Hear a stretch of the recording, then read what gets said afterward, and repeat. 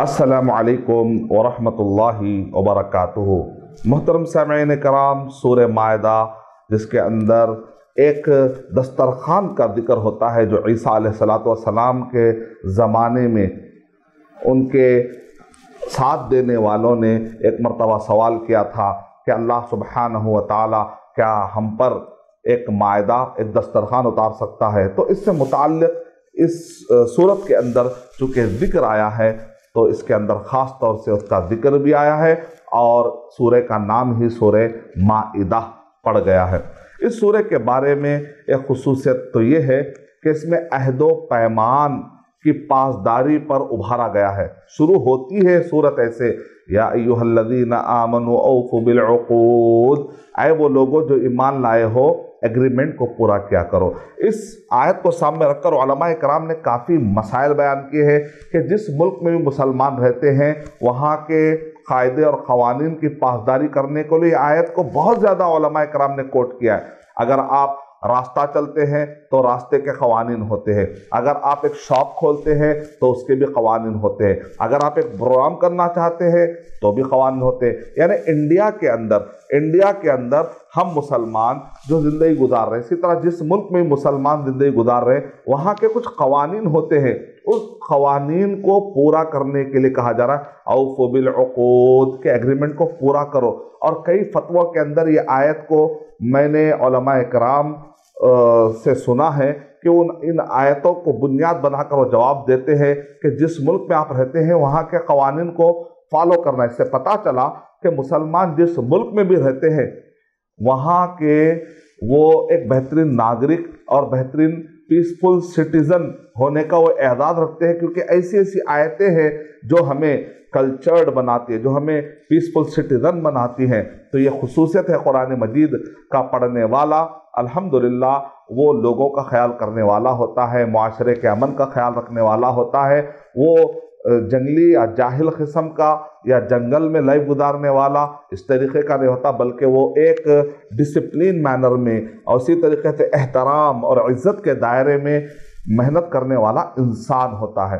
تو یہ سورہ کے اندر 5 ایسے ضروریات خمسہ جس کو کہتے ہیں کہ بیسک نیڈس، انسان کے بیسک نیڈ میں ہے، دین کی حفاظت، مال کی حفاظت، جان کی حفاظت، عقل کی حفاظت اور عزت کی حفاظت۔ یہ جو ضروریات خمسہ ہے جس پر شیخ صالح فوزان حفظہ اللہ نے کتاب الاطعمہ کے اندر لکھا ہے، اور اسی طریقے سے امام شاطبی رحمۃ اللہ علیہ نے اپنی کتاب الموافقات میں کثرت سے اس بات پر لکھا ہے، اور ابن قیم رحمۃ اللہ علیہ جو کہ حکیم امت ہے جنہوں نے بارہا اس ٹاپک پر گفتگو کی ہے کہ اسلام یہ 5 بنیادی ضروریات کی حفاظت کرنے کے لیے آیا ہے۔ اور خاص طور سورہ مائدہ کے اندر اگر آپ غور کر کے دیکھیں گے چوری پر ہاتھ کاٹنے کا نظام کیا بتاتا ہے؟ مال کی حفاظت۔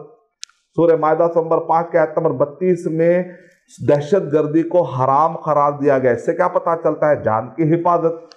سورہ مائدہ نمبر 5 کے آیت نمبر 90 میں بتایا گیا کہ خمر یعنی شراب یہ سب جو ہے اللہ سبحانہ و تعالیٰ نے اے ایمان والوں کہہ کر خطاب کیا، یعنی اس کا مطلب کیا ہے؟ عقل کی حفاظت، عزت کی حفاظت اور اسی طریقے سے دین کی حفاظت۔ یعنی اس کے اندر اللہ تعالیٰ نے خاص طور سے جب مرتدین کا ذکر فرمایا تو وہاں پر ہمیں کیا سبق ملتا ہے؟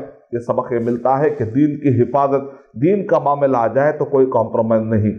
آپ کہہ دیجئے سارے نافرمانوں سے آپ کہہ دیجئے لکم دینکم ولی دین، دین کا معاملہ آ جائے تو نو کمپرومائز ہے، آپ کا دین آپ کے لیے، ہمارا دین ہمارے لیے، لیکن دنیاوی اعتبار سے اچھے تعلقات ہم رکھ سکتے ہیں۔ اس سورہ کے اندر حلال و حرام کا تذکرہ ہے، اس سورہ کے اندر امر اور نہی کا تذکرہ ہے، اس سورہ کے اندر مسائل جاہلیت پر رد کیا گیا ہے اور تذکرہ پایا جاتا ہے۔ تو الغرض سورہ مائدہ ایک معاشرے کو بہترین طریقے سے کس طریقے سے آپ لے کر جا سکتے ہیں اس کے لیے ایک ڈسپلین کے لیے سورہ مائدہ بتایا گیا ہے۔ اس کے اندر صرف قوانین نہیں بتائے گئے بلکہ سزائیں بتائی گئی ہیں، اور اس کے اندر گناہ بتا دیے گئے ہیں اور کس طریقے سے انسان کی 5 بنیادی ضرورتوں کی حفاظت کی جائے اس کے طریقے بھی بتایا گیا، یعنی کہ نفاذ کی بھی بات ہوئی ہے۔ یعنی سورہ نساء سے سورہ مائدہ کے اندر ایک قدم آگے بھی بڑھ کے بتایا گیا کہ صرف ابھارا نہیں گیا، احکامات نہیں دیے گئے، بلکہ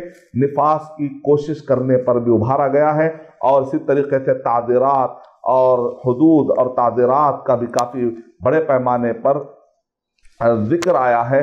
اور سورہ مائدہ کے اندر اگر آپ غور کر دیکھیں گے تو اس کے اندر عیسائیوں پر بھی کافی ہمیں رد ملتا ہے۔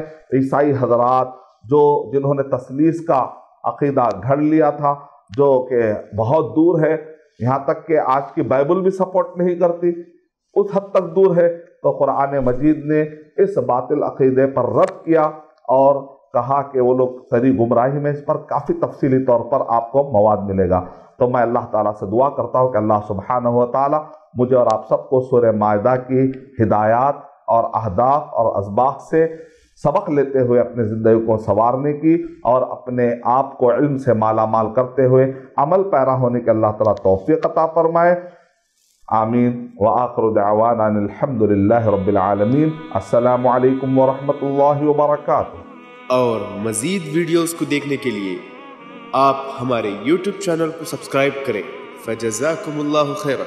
الدعوة نور وضاء تجلو ظلمات الحيران، منهج خير الناس جميعا لا يبلى عبر الأزمان.